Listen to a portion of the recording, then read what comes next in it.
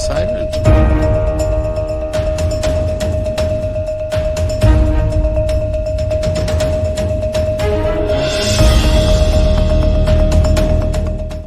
Hello everyone, welcome to Shri Ram's IAS YouTube channel. This is your mentor Arzu Kakkar, where daily we used to meet and have this session of news analysis. उम्मीद करती हूँ आप सब बहुत बढ़िया हैं, खुश हैं, स्वस्थ हैं. Things are fine at your place. ठंड थोड़ी बढ़ रही है बट इट्स ओके. तो ये ठंड के चक्कर में आलस बिल्कुल नहीं करना है, अपनी प्रिपरेशन पे ध्यान देना. Have a cup of coffee और जो भी आपका स्केड्यूल है उसको फॉलो ज़रूर करते रहना. प्रोक्रेस्टिनेशन मत करना कि चलो कल कर लेंगे, थोड़ा सा बचा हुआ है. जो टास्क अपने आप को दिया हुआ है उसको उस दिन ख़त्म ज़रूर करना है. राइट, ये बहुत इम्पॉर्टेंट है. कर रहे हो तो बहुत बढ़िया, नहीं कर रहे हो तो ये आदत डालो. अभी तक नहीं डली है तो फिर बाद में बहुत लेट हो जाएगा. As far as this particular session is concerned, these are the articles. बहुत इंपॉर्टेंट है, जिसमें मैं आपको एक लिस्ट आपके सामने रखी हुई है जो हम कवर करेंगे. एक इंडेक्स है, इन ब्रीफ आपको बता देती हूँ ताकि फिर आगे कनेक्टिविटी बनी रहेगी. पहला आर्टिकल जो आपको दिख रहा है दैट इज साहित्य अकादमी अवार्ड्स. कैसे अवार्ड्स हैं और इसके रिगार्डिंग जो भी इम्पोर्टेंट इंफॉर्मेशन है वो हम पढ़ेंगे, जो कि हमारे एग्जाम के लिए इम्पॉर्टेंट है. अगला जो आर्टिकल है वो है वाल्मीकि टाइगर रिजर्व को लेके. तो कहाँ पड़ता है, कैसा वेजिटेशन, और मैप में बहुत इंपॉर्टेंट है इसको देखना. तो ये मैप प्रैक्टिस के बेसिस पे क्वेश्चन आता है. So will take that up. Map में भी दिखाऊंगी, बाकी से एसोसिएटेड जो भी रिवर्स जुड़ी हुई हैं वो सब चीज़ें. रैम्प प्रोग्राम कैसा प्रोग्राम है, कब लॉन्च हुआ था, कौन सी मिनिस्ट्री से एसोसिएटेड है, क्या इसमें कोई सब स्कीम्स अभी ऐसी हैं जो न्यूज़ के अंदर आई हैं. जीएस पेपर 2 से आप इसको लिंक कर सकते हो, अपने गवर्नमेंट पॉलिसी से लिंक कर सकते हो. Then you have Bhumi Rashi portal.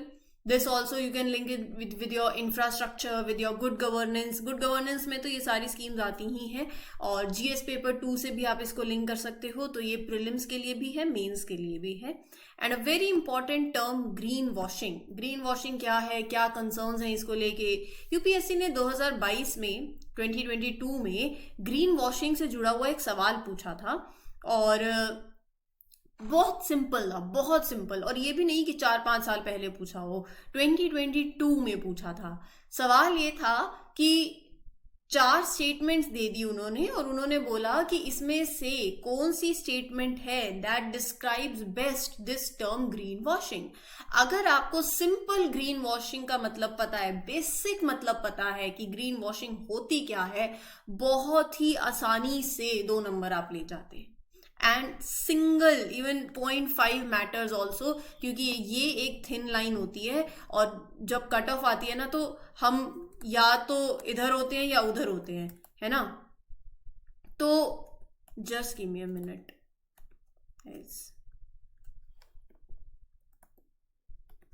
या सो मैं क्या कह रही थी, 1 मिनट रुकिए. ये जो थिन लाइन होती है, या तो ये नंबर इधर की तरफ पड़ता है या इधर की तरफ पड़ता है. बिल्कुल एज पे जब हम पढ़ते हैं ना तो बहुत दुख होता है कि अगर मार्क्स ही 50-60 नंबर से रह गए, वो तो एक अलग ही कहानी है. 0.5 से भी रह जाते हैं ना तो होता है कि लाइन के इस पार होते तो गेम अलग हो जाती. तो इसीलिए ध्यान से सुना करो सेशंस को. एक एक लेक्चर में हर एक एक चीज़ जो पढ़ाई जाती है, कंप्लीट सेशन इंपॉर्टेंट होता है.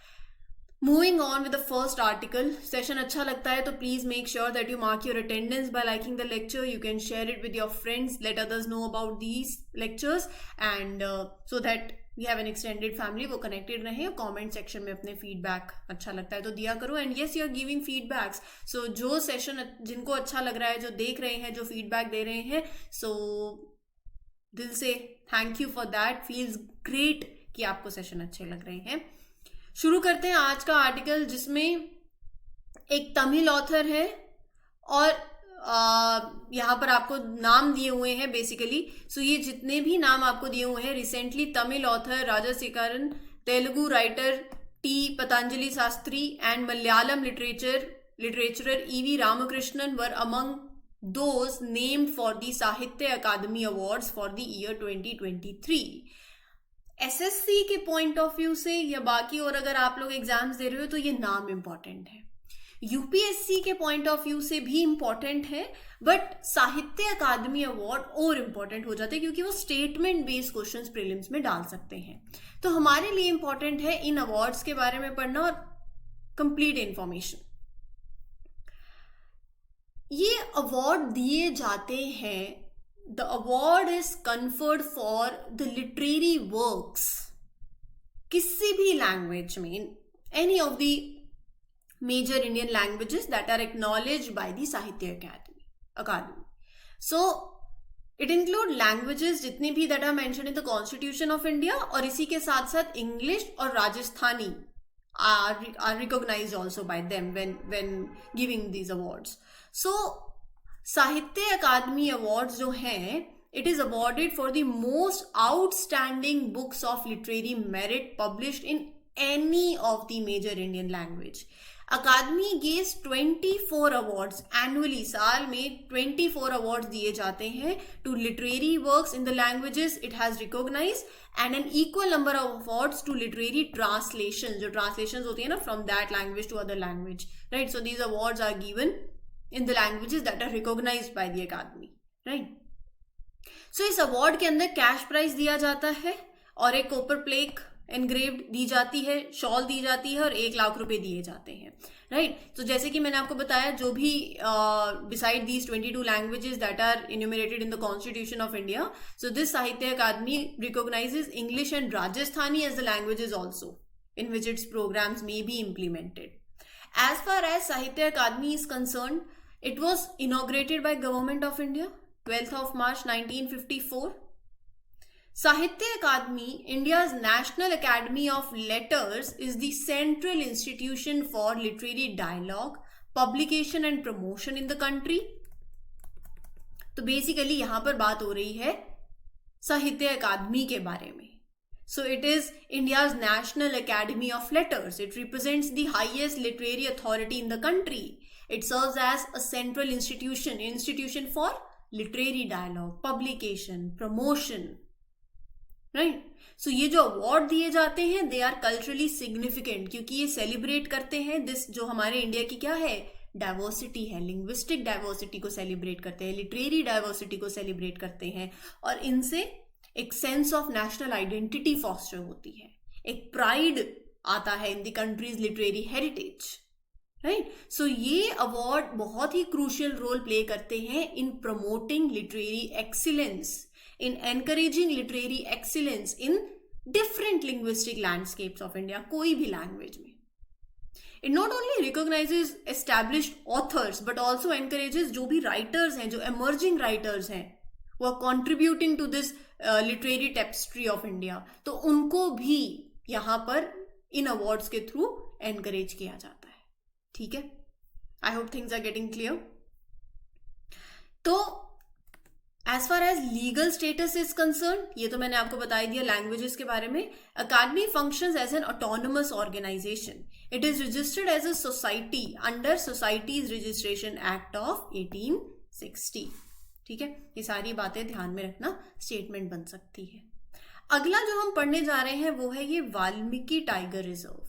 बिल्कुल बॉर्डर पे पड़ता है, बिल्कुल बॉर्डर पे. इधर यूपी है, इधर अपना बिहार है और ऊपर नेपाल है. अगर आप देखो ना तो बिल्कुल एज पे है, बिल्कुल बॉर्डर लाइन पे लगता है. तो मैं अगर आपको कहूँ वाल्मीकि टाइगर रिजर्व कहाँ है, आप उसको असम के पास पहुंचा दो. बिहार और जो वो उधर असम का बॉर्डर लगता है बिल्कुल वहां पड़ता है, सिक्किम के पास पड़ता है. नहीं, जब तक मैप, मतलब आपने देखा ही नहीं है मैप, तो मैप देखना बहुत ज्यादा जरूरी है. तभी तो मुझे पता चलेगा कि ये कौन सी बेल्ट लगती है. यहां पर ज्योग्राफी पढ़ी हो तो आपको पता होगा गैंगटिक प्लेन्स पढ़ा होगा ना, गैंगटिक प्लेन सारी, तेराई बेल्ट. सो ये सारी चीजें जो हैं वो जब तक मैप नहीं देखोगे तब तक लिंक नहीं कर पाओगे. अब ये टाइगर रिजर्व इसलिए न्यूज में है क्योंकि authorities in Bihar Valmiki tiger reserve have credited the rise in the protected tiger numbers और ह्यूमन एक्टिविटीज. बेसिकली यहाँ पर रिडक्शन हुई है, जो इलीगल माइनिंग होती थी इन दी इको सेंसिटिव जोन, वहां रिस्ट्रिक्शंस देखने की वजह से. ओवरऑल अच्छी बात यह है कि we have seen rise in the tiger numbers and reduction in the human activities. अब आप वाल्मीकि टाइगर रिजर्व देख रहे हो, थोड़ा सा वेस्ट की तरफ चलो तो आपको दूधवा, पिलीभीत, कॉर्बेट, राजाजी ये लाइन दिख गई। और फिर ज्योग्राफी से आप इसको लिंक करोगे, अच्छा ये कौन सी बेल्ट पड़ती है यहाँ पर, भाबर तेराई पढ़ा होगा आपने। और यहाँ से रिवर्स भी बहती हैं, इंडो गैंगटिक प्लेन है ये पूरा, तो कोई ना कोई रिवर तो इससे आती ही है, बहती ही है, तो वो सारी चीजें मालूम होनी चाहिए, बस और चाहिए ही क्या। इंडो नेपाल बॉर्डर पे ये पड़ता है, हमने मैप में देख लिया। और बिहार के वेस्ट चंपारण डिस्ट्रिक्ट में ये लोकेटेड है। Gangetic plains biogeographic zone of the country जो पड़ता है ये वहां पर सिचुएटेड है। It forms the eastern most limit of Himalayan Terai forest in India and is the only tiger reserve in Bihar. Important है। वाल्मीकि नेशनल पार्क और Valmiki Wildlife Sanctuary it comprises of. It is surrounded by Royal Chitwan National Park of Nepal, ऊपर north में पड़ता है, and river Gandak on the western side. River भी आपको पता चल गई। रॉयल चितवन नेशनल पार्क हमने कवर किया है। किसी से कुछ अगर आपको इस रॉयल चितवन नेशनल पार्क से एसोसिएटेड कोई इंफॉर्मेशन आपके माइंड में आ रही है तो do let me know in the comment section. ठीक है, चलिए। रिवर्स, वेजिटेशन, फ्लोरा और फना, ये सारी चीजें हमें पता होनी चाहिए। तो कौन सी रिवर बहती है, कौन कौन सी रिवर्स बहती हैं, ये सारी आपके सामने लिखी हुई हैं। सो यहां से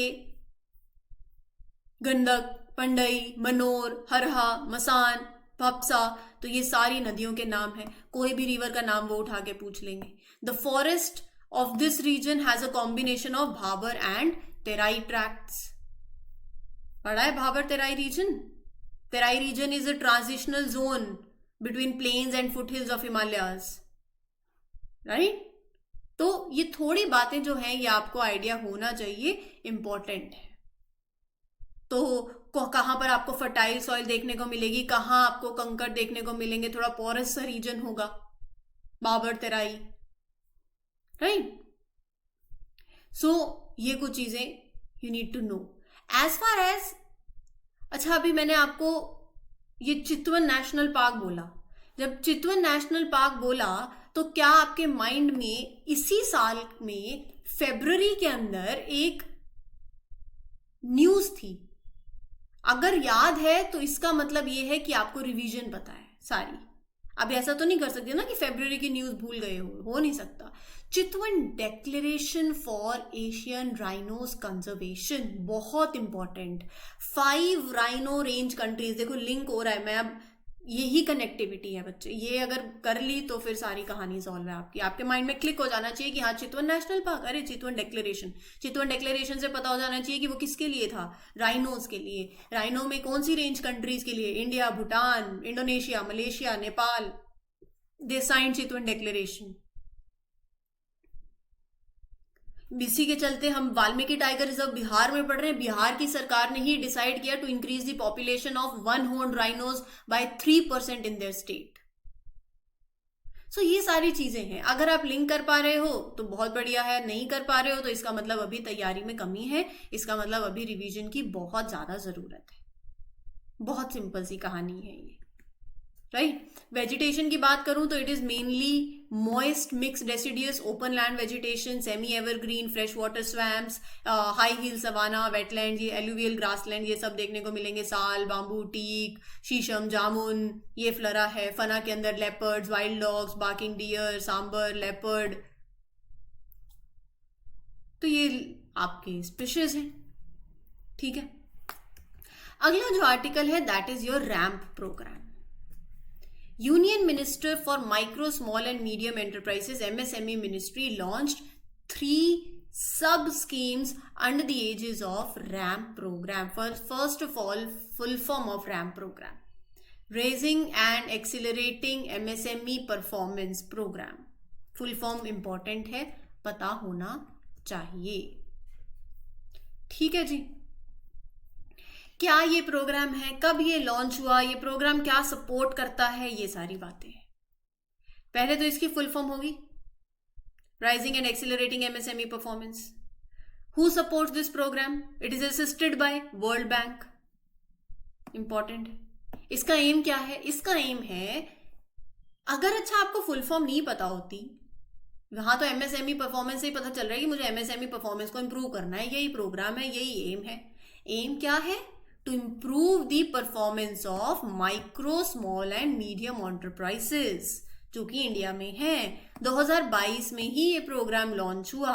इस प्रोग्राम के ऑब्जेक्टिव्स यूपीएससी आपसे स्टेटमेंट के तरीके से पूछ सकती है।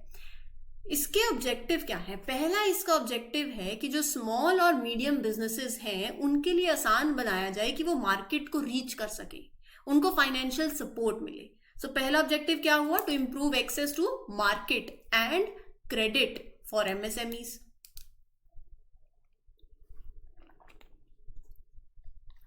दूसरा इसका ऑब्जेक्टिव है the systems, the organisations that are supporting MSMEs.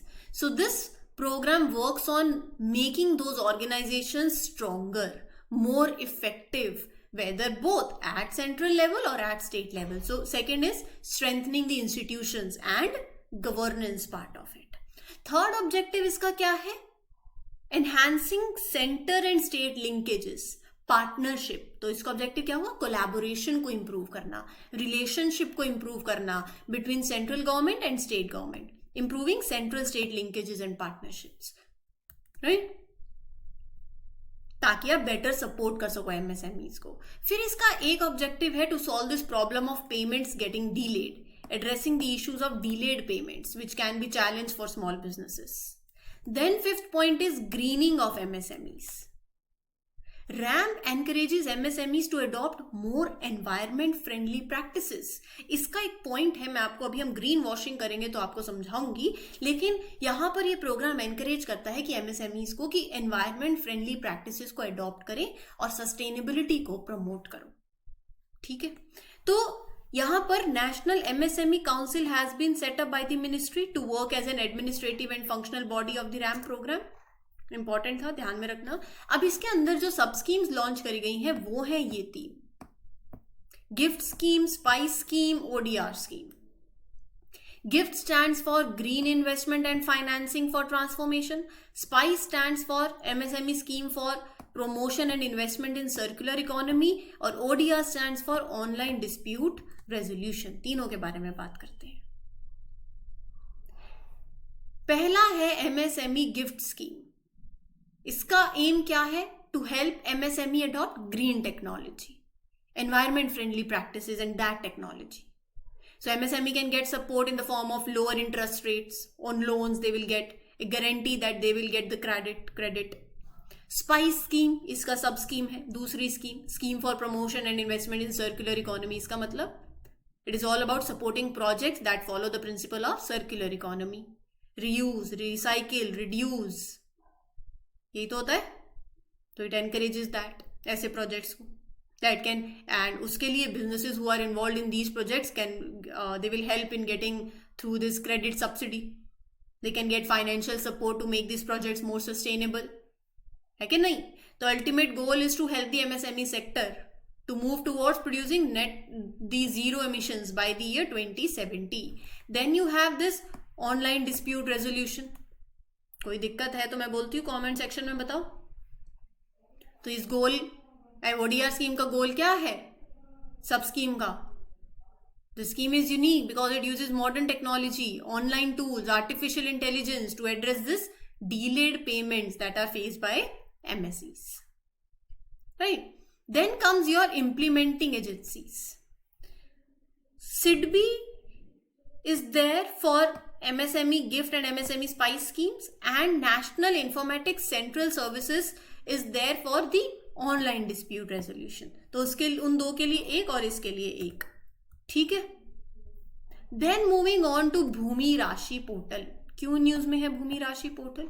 क्योंकि union minister of road transport and highways recently said कि 1467 projects of National Highway Authority of India has been brought under this portal.